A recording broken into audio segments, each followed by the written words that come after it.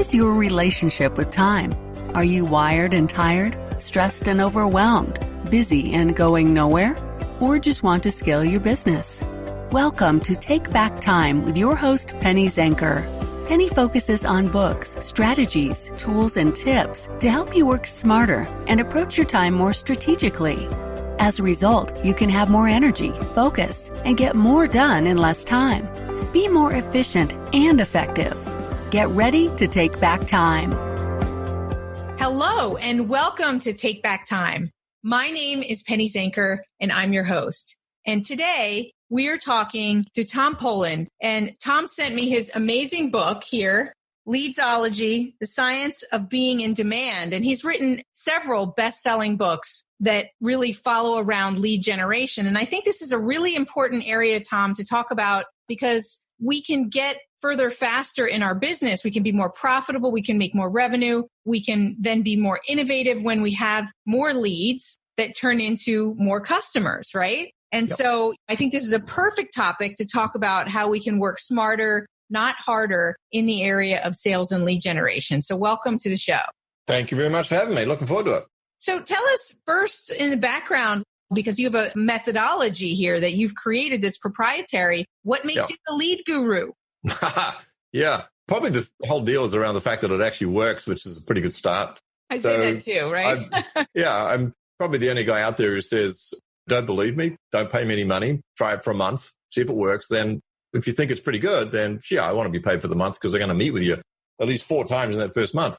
So I think that sets me apart a little bit because a whole lot of people out there who do something that might appear to be similar to what I do say, trust me, give me your money, and then I'll show you how to get some new clients in. So I think I'm the only guy out there who's saying, don't trust me, don't give me your money. I'll trust you to pay after you validate that it's done good.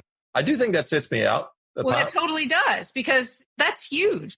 That would be like a total deciding factor for me because it tells me that you have enough confidence in your method and the way that you work that you know you're going to deliver that level of value. So I honor that. I want to work with people in Facebook ads and different types of marketing. And I say, I only want to work when you're going to guarantee your work, right? And everybody's I can't guarantee it. Yeah, and that point of the day go, well, Penny, if you doubt your ability, that should be a conversation we need to have, which is bullshit. I got off the call from a prospective new client this morning, and she said, well, I'm meeting with someone else tomorrow, and they want me to guarantee that they will have to lock in contract for at least $8,000. I said, now, why would they want to do that? Most people are trustworthy. That's my thing. I find that 19 out of 20 people pay me because they get value. And when I have an audience of like 100 people, I say, well, look, do me a favor. I call this the 97 hands question. Put your hand up if you've done this. You heard someone say, trust me, pay me your money, and I'll show you how to generate some new clients. And like 3 months later, all you've got to show for that is an empty bank account balance. Put your hand up. And it's like 97 hands put up. Right. Go up. And the other 3 just didn't want to put their hands up. And then I say, okay, so how many times have we done this, guys? It's like 3 times, 5 times, 7 times. So I say, well, let's stop doing that. Let's stop believing people who sound good and sound confident and they have the testimonials and all the rest of it. We say, trust me, give me money, I'll give, because it doesn't freaking well work. So stop doing that. Instead, don't trust me. I'll show you to generate leads. If you think it's good, then pay me, please. Awesome. Well, there's a differentiator, right? That's one of the things that you talk about in your book too, right? Is you have to have a differentiator. It's got to be a differentiator. And the other thing that is going to be on my next book, which isn't out yet, is marketing should be about confirmation.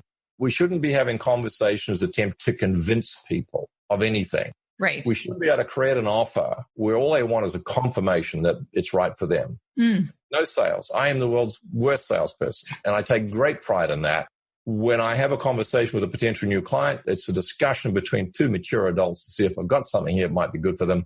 1 in 3, I say, I'm not the guy for you. 1 in 3 go into my less expensive program, and 1 in 3 goes into the higher expensive program. That's about how it swings out. So the guru thing, kind of guilty as charged. I have leadsology.guru, but I only got it because the .com was gone, and the bastard wouldn't sell it to me. But I like to think of it like this. It's not guru like spiritual leader master. It's like, gee, you are you, guru, right? And so there should be authenticity in the marketing. And man, that's almost a cliche now because the inauthentic people have grabbed the word authentic. But for sure, it should be you. It should be your personality coming out. It shouldn't be any bending out of shape of ethics, of personality. And the biggest bending out of shape, Penny, and we talk about time, what I discovered, and man, oh man, oh man, it took me like 37 years to figure this out. And I say to people, look, 2 statements. See if you agree with these 2 statements. When it comes to business, every day you wake up, every business day you wake up and you do what you want to do every day. On some days you wake up and do what you should do. Right. But every day you wake up and do what you want to do. So maybe someone said you should go into LinkedIn and you should spend an hour a day just connecting with people and sending valuable messages. And you wake up in the morning and you go, yeah, I should do that.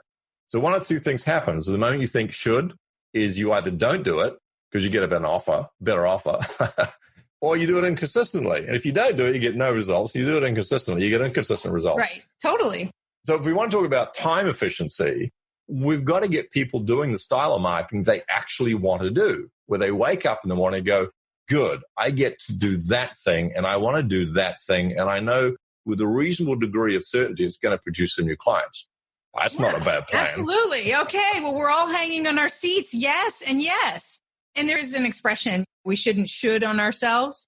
Already, it's pretty good, actually. I heard Tony Robbins say it. I'm not sure if he's the first person who said it, but probably is. It's true. Yeah. If you think about it, the reason that we're using the word should is there's already resistance there, right? Well, what he says is replace it with must, right? Right. Says, well, that's one of the things that I say too, is that we want to make our shoulds a must. Like if it's a must. I'm going to out Tony, maybe. Okay. See what you think. Let's shift to want. Right. Want to gets done. Should rarely gets done. Must sometimes get done. Want always gets done. Okay. If you haven't thought about that. Let's explore that for a minute. I like that. I always felt like a must, I must do it, is then more like a ritual, like something that you will do because it's part of who you are. It's a must. It's a discipline. Discipline. But I hear what you're saying is that want is something that you're much stronger about. It's definitely better than a should, right? I'd want it to be either a want or a must. Tony Robbins is 100% right. As soon as you say should, you kind of know you're not going to do it. Yeah. You say, oh, yeah, I should do that. Right. Maybe I'll do that. But must has this sense of external compulsion about it. I must. Yeah. I must. If I want that, I must do this, even though I don't want to do this. Right. So if we switch the thing up, let's take a completely different example. So I did an Ironman triathlon. That's like where you swim 3.8K, you then cycle for 180K, and then you run a full marathon, 42.K. It's a big day at the office, and it's a lot of training, and it's hard work. Absolutely. To do the Ironman well, I had to do the training. I must do the training. I did that, ticked it off the bucket list, and thought, okay, the next big goal, I want to do the inputs as much as I want the outcome. And I thought back, what do I love doing? And I thought back to when I was 16 and I was a student. I had a little motorbike. I thought, I love riding motorbikes. Mm-hmm. Haven't had one for 35 years. So I set a goal to race in the Australian Superbike Championships. So these are monsters. You know, these bikes go pretty fast, like 300 kilometers an hour. But the thing was, every time, and I started on little tiny bikes and worked up, but every time I thought about training, I wanted to go to the racetrack because it was an amazing adrenaline blast. Yeah. So if we can align our want-tos with our goals, then they get achieved faster and easier. And by the way, it's a hell of a lot more fun. So totally. Efficiency and effectiveness comes from want-to. That's my take on it. I like it. I really like it. Absolutely. I agree with you that when it's fun and it's something you want to do, you've taken away the resistance and you're going to move in that direction. And when that is aligned with your goals, I can totally see that. That's what truly effective marketing does, is it aligns the means by which you're generating the leads with the goal that you want. And you want the goal and you want the means. So if you're going to do any sort of marketing, it's got to be the marketing that you want to do the most. Otherwise, as I said, you either won't do it or it'll be inconsistent. I mean, look at blogs. How many people have started a blog? I mean, we do like 3 blogs, and the last one was July 2009. Because a lot of people don't like to write, right? They don't want to do it. It's something I should do. I mean, the seminars, you can blog, you make a fortune out of blogging, become a blogger, you can retire to the beach and blog. And so you do 3 blogs and you go, not something I want to do. Well, look at all the money that people have wasted. I noticed also in your book, you said one of the myths is you're going to really generate leads and make a lot of money over the internet, right? And with Facebook ads and different types of marketing campaigns and everything. And people are spending and wasting so much time and money because they feel like they should do that. So they're doing it. So the shoulds are costing us a lot of money. They're costing a lot of money. And in Facebook ads, I mean, we were doing them back in 2009. We were getting leads for $1 a piece. They're now $12 a piece. Everyone's on the Facebook bandwagon. And I tell you, most of the people that are making most of the money out of Facebook advertising are people that are selling the advertising courses, not the people doing the advertising. It's like the gold rush. Most people who made the money were selling Levi Strauss jeans not finding gold. Right. Totally. So let's talk about some of those strategies of how we do find what we want. Yeah. And also what are the best ways to go about them so that we do get the kind of leads that we want and we do reach the goals that we're looking for. Okay, we can do that.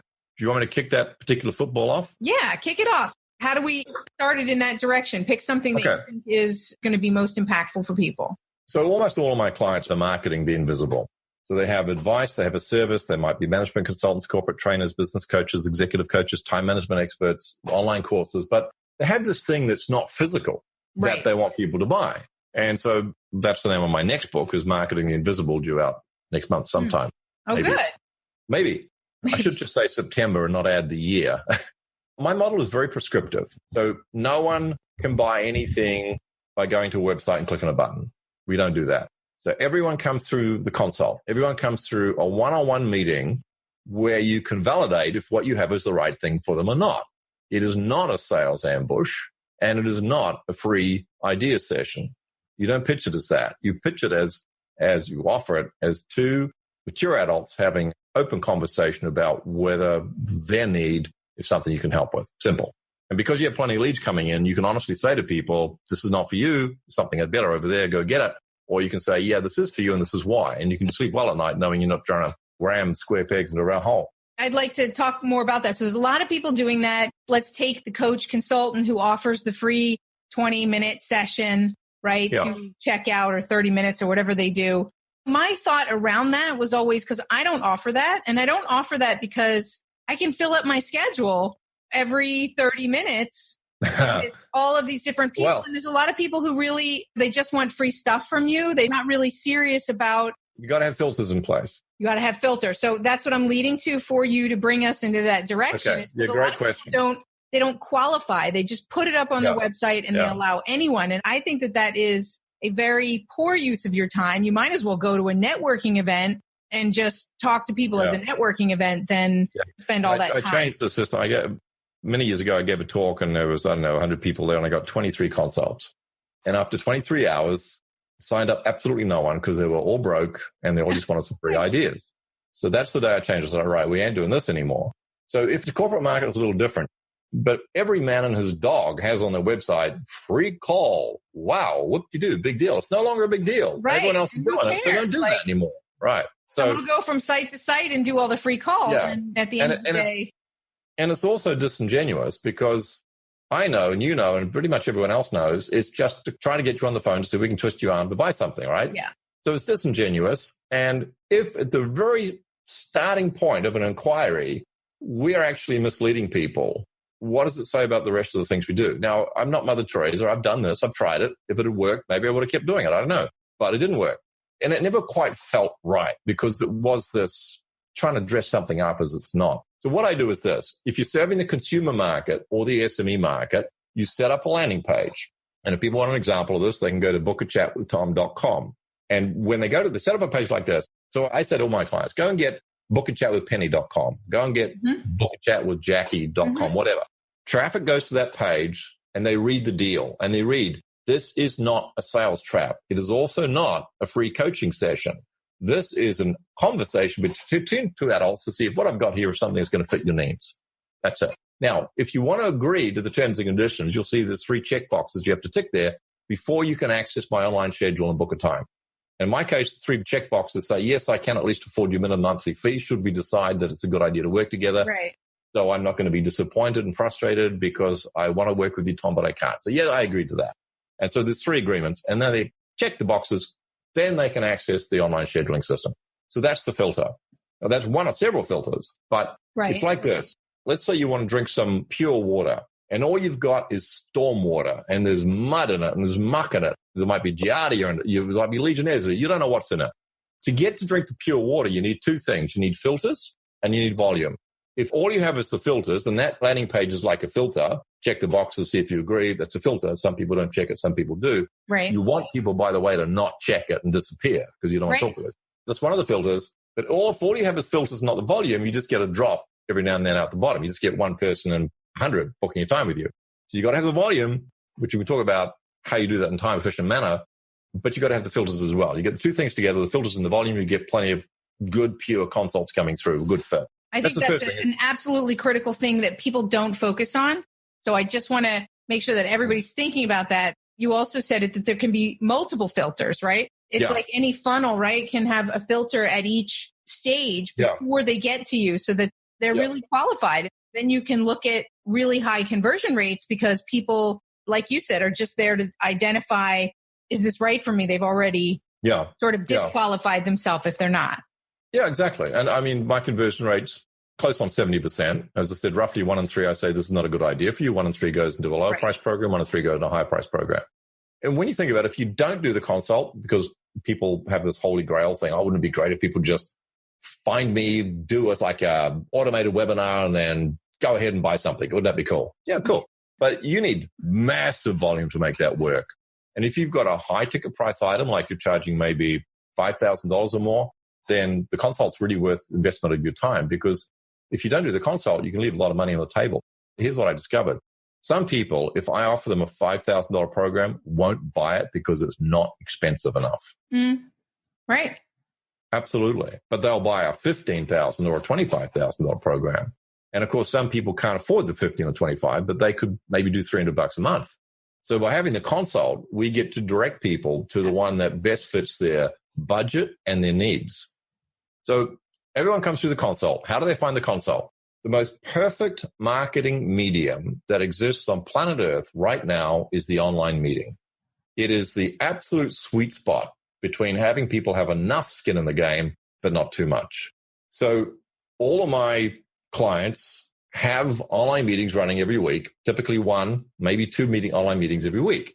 And the way we do What's an online meeting? So do you mean a group meeting where a lot of people come in? It's a group meeting. Kind of like a webinar where they kind of like a webinar. Some knowledge, and then people will decide if they want to have a consult or not. Correct. Okay. Correct. But there's 2 styles of meetings depending on where you're targeting corporates. And I meant to add before, you need less filters. We're talking about filters before. You need less filters if you're targeting into, say, VPs or presidents of companies. You need less filters because they're not just there to pick a couple of ideas. They're there to talk seriously and asking them to pay for the consult.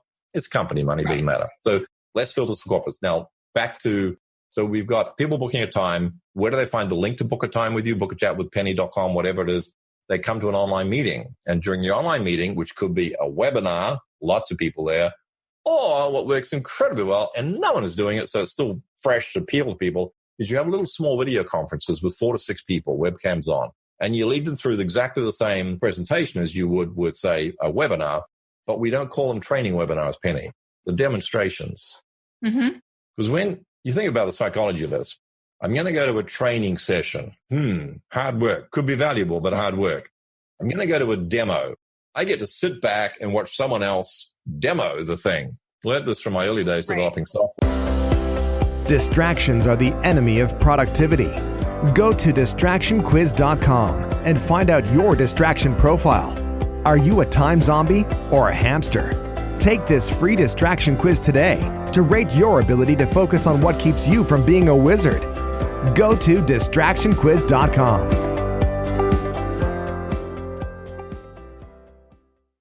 People love demos. Don't like training quite so much.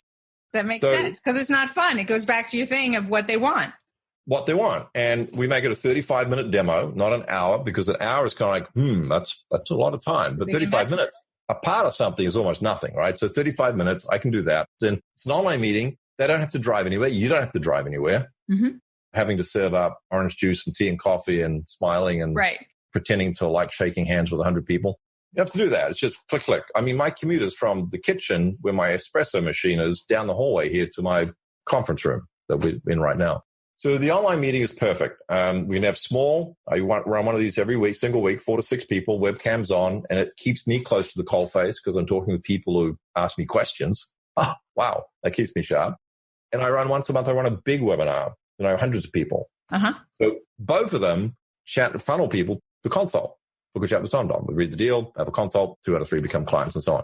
Okay. So where do you get the audiences from, right? By the way, there's a fair bit to the online presentation because we have to take people from probably being open-mindedly skeptical to have them being highly desirous of having a conversation with you if they're the right people. That's another filter. Anywho, where do the audiences come from? The audiences come from 2 places, almost invariably from LinkedIn, which works I'm sorry to say, but it works almost completely opposite to what everyone is teaching, the way it works. And we can talk about that if you want. If you want a time-efficient approach to LinkedIn, it's nothing Absolutely. to do with Tell us how to get those audiences. It's absolutely nothing to do with nurturing contacts. That's the first rule of LinkedIn. It's nothing to do with nurturing. So LinkedIn, people say one or two things you should do. You should either connect and then say, hey, I noticed you have a website. Would you like an appraisal? Because we do SEO services and we're really good. And here's the list of blah, blah, blah, blah. And you go, delete. Right, delete. I always delete those. Or they go to the other extreme. And so basically their pitch is, let's meet, let's talk, right? What I call Hugh Jackman marketing. Hugh Jackman's been voted the world's most irresistible man like for the last 7 years by some women's magazine.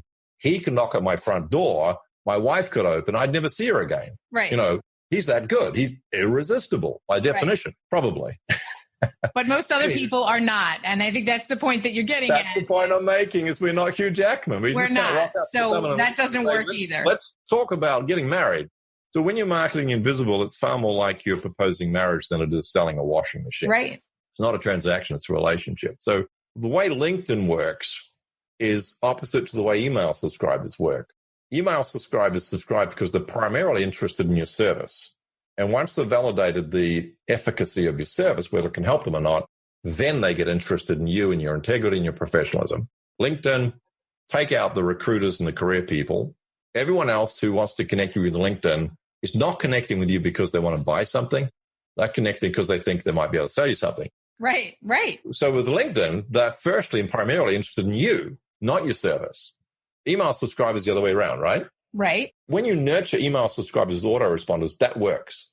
When you send 19 added value messages to a new contact on LinkedIn over a 90-day period and then propose that they meet with you, doesn't work. Okay. What works with LinkedIn is quality volume. 33% of the people that you request a connection request on LinkedIn will connect. Yes. They are the same 33%. They are the same 33% that LinkedIn tell us are active at least once a month on LinkedIn. So basically, pretty much everyone accepts a connection request. Accept. It's easy. Okay. Right. So the way LinkedIn works is that you get the acceptance and invite them to your online meeting immediately. And then they can decide. That's your first filter, right? Is deciding whether or not that's interesting enough for them to do that. It's kind of the third filter, but we can get back to the other two. Sorry. So that's okay. It's still a filter, which is your point. It's still a filter. So we said 33% will accept the connection request. Remember, we're only wanting to connect with people who would potentially our ideal clients, the suspects. 2.5% of the people who accept a connection request will then register for your online meeting. 40% of the people who register for your online meeting will attend. So that means you need volume again. We're back to volume. Which is where you exit and the contractors come in. What contractors, I hear you ask? Okay. Well, let me introduce you to Mohammed. Mohammed is in Bangladesh. He's a 23-year-old who happens to have an internet connection. He works for me for 5 hours a week and he gets paid $5 an hour. And before someone screams at me, exploitation. How can you do that? This is in a country where the average monthly income for full-time work is $96. So Mohammed's getting $100 a month US for his 5 hours a week, where most people are getting less than that for a full week's work. Right. Not only that, I give him a bonus. You find someone that fits the profile of an ideal client on LinkedIn. He invites them to my online meeting. And when they accept that and they attend, he gets a bonus. So the last 2 months, he's earned bonuses of $750.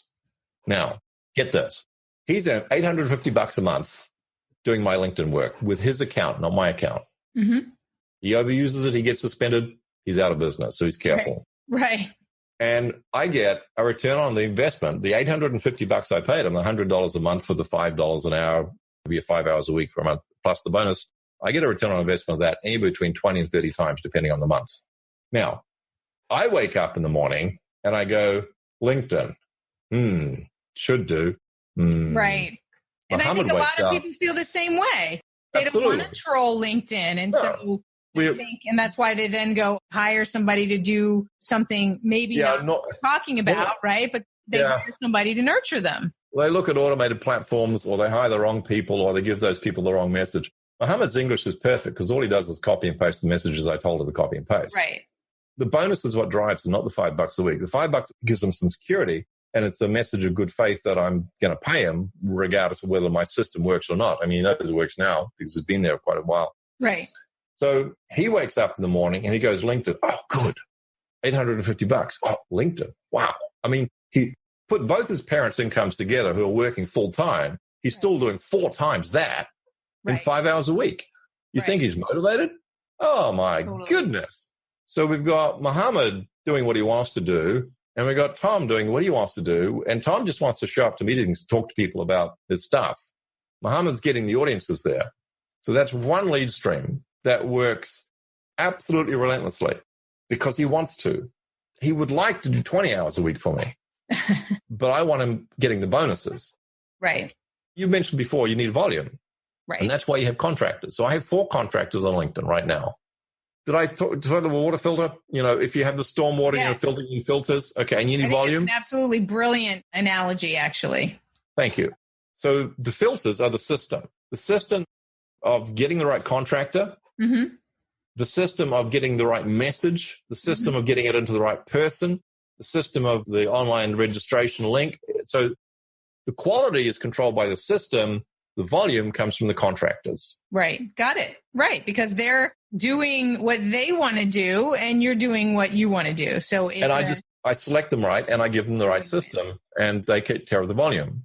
So 33%. So is that something that you offer just for the people who are listening? I know that you're sharing with them your tips and strategies and things that you work with other coaches, consultants, and so forth. Is that also a service that you provide? No, we don't. Okay. But it's very interesting you ask about that. But one of the problems I have with offering it as a service is I preach very excitedly, evangelically, that you should never outsource your marketing. Okay. And I say to people, look, how would you feel if I came along and said, Penny, I have a great oxygen supply here. Just pay me some money. And from now on, that's all the oxygen you'll ever need. So outsourcing your oxygen supply to a commercial third party could be risky. Would not be a good idea because you're going to die if you don't get that oxygen. What I meant is you're outsourcing, just like you're outsourcing one piece of the system. You still have to be in charge. Yeah. You still have to do that. Yeah. Let me put it like this. If I have a new client comes on board, I show them how to get their own contractors. Right. I show them how to select the contractors. So you show them your system and how to implement your system. Exactly. And then they can do it. And it'll work for them because they're going to do it the way that works best for them. Exactly right. And they have their own in-house lead generation system then. They're not dependent on me. Once they've got the system in place, they're up and running. Yeah, I had an inquiry from a globally renowned internet marketer who wants to contract me. We've had several conversations. He approached me and said, look, I heard about your system. How would you feel if you did that for us? Now, with him, I'm okay because he's doing like $3 million a year. And I would only be generating perhaps maybe, 10% of that for him. Right. So he doesn't have the vulnerability. Right. It's not the entire marketing that he's outsourcing one piece, which, by the way, like you said, and I think it's important for people to understand, is that that's just one method to generate leads, right? I mean, there are obviously many others. And one of the things that you say in your book that I think is really important is that people get caught up in the tactics and they don't really do what they need to do strategically first, which is to really understand that, set a plan for themselves as to which marketing channels are going to be the best for them and so forth, and really get clear on who their target market is and what their differentiation is. Right. Strategically, the most important thing is to answer this question. What does my ideal client need to read or hear in order to want to know more? And that's one of the strategic elements is your marketing message. Absolutely. People can call it USP or an elevator pitch, but people pay lip service to that. Totally. People don't have it. They think they have it, but I find that a lot of people don't. It's a tough one to figure out. It should be benefit-rich statement. It should contain specifics, and that's what most people miss. And the third thing is it should sound different to whatever your competitors are saying. Right. You take, classic business coaches will grow your business and give you more free time. Absolutely. Almost every business coach's website you visit is something along those lines. So if you want to get cut through, you got to use completely different words. And if you want to motivate people to want to know more, then specifics increase both believability and desirability. Mm-hmm. For example, a client of mine who developed software for QSRs. QSRs are quick service restaurants, McDonald's, Burger Kings, Wendy's, and so on. So before we worked on his marketing message, someone said, hey, Max, what do you do for a living? Let's say it was a McDonald's outlet, franchise owner. Max, what do you do for a living? He said, well, funny you should ask. I develop point-of-sale software for QSRs. At which point, the poor person who asked the questions, their eyes would glaze over and go, oh, God, the last thing I need is more software. I've already got software. So that's not benefit-rich. It describes his product, right? And it doesn't contain specifics. So We changed it. We said, we increased the sales in QSRs by 25% within 90 days, guaranteed. Now that gets cut through. Absolutely. And it motivates people to want to know more. So online presentation, attention QSRs owners, how to increase the sales in your restaurant by 25% within 90 days. Would you be interested in knowing about that? Hell yes. 35 minutes, little skin in the game, come to an online meeting, webcams are on. I'm cool with that. Reach out to Max afterwards. So the marketing method's got to be worked out, and that's part of the strategy you got to do before the tactics. When you get to the tactics, you got to figure out which mediums am I going to get that message about my magic out to the market. And unfortunately, virtually all the traditionally recommended methods either don't work or are too expensive or too complicated or inefficient relative to the online meeting. The online meeting is the way to go. I've got clients in London, Bonn, Germany, Madrid, New York, so on around the world. Could never have done that in the old days without online meetings because everyone had to drive or fly to a meeting. And I had to hire. Yeah. And I mean, we talk about efficiency and effectiveness. So the offline meeting is very effective, but it's not very efficient. You hire a conference center, get 100 bodies in the room and strut your stuff and hand out feedback forms and people register an industry. That works really well, but it's just very expensive and complicated and therefore not particularly efficient. And that's what we're talking about. I really value your time, right, for being here. And we're coming to the end of our show. I mean, really great nuggets of wisdom. I knew that during our last interview together, I loved your energy. And now I can see yet another layer of expertise and brilliance that's behind there. So I appreciate you being here and sharing with this audience really how they can take back their time and be more efficient and effective in their lead generation. And I know that you've got a lot more. That's just like scratching the surface. So how do people get a hold of you and reach you and have that discussion with you? Thank you. Well, bookachatwithtom.com. Okay. They can go there and they can read the deal. And if they agree to the deal and it's a good deal, then we'll have a conversation. The other thing that people get a lot of value out of is 5hourchallenge.com. The word 5hourchallenge.com. It's a lead generation challenge. It's designed to take 5 hours over 5 days and generate 5 fresh leads. So if someone's like, hey, I'd love to work with you, Tom, but I'm broke, go there, get some leads come in, get some money, and then come back and talk. If you've got a budget, then sure, bookachatwithtom.com. That's great. I love that. And here you're showing by example, right, the different ways to engage people. And even if people don't have the money to work with you right now, there is a way that they can get some experience of you, right? And so that they're not gone forever. They're just not going to be clients right now. Yeah, it's a win-win. You know, they're in my list, they get nurtured, and hopefully they get some new clients on board with that system, and then they become a client later on. But also, it's nice to be able to help people who can't quite afford me right yet, because I used to be like that. You used to have $80,000 of debt and absolutely no money. That's it. Well, thank you so much, Tom, for being here. I appreciate your wisdom, and we thank you. Been a pleasure. Thanks, Penny.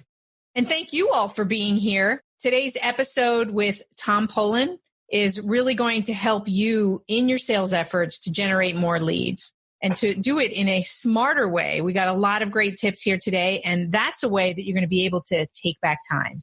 My name's Penny Zenker, and we'll see you in the next episode. Bye, everyone. Thank you for listening. Today's topic is another opportunity for you to put the knowledge you learned into practice. Tune in again next week for more strategies that will help you have more energy and focus to get more done in less time, so you can continue to take back time.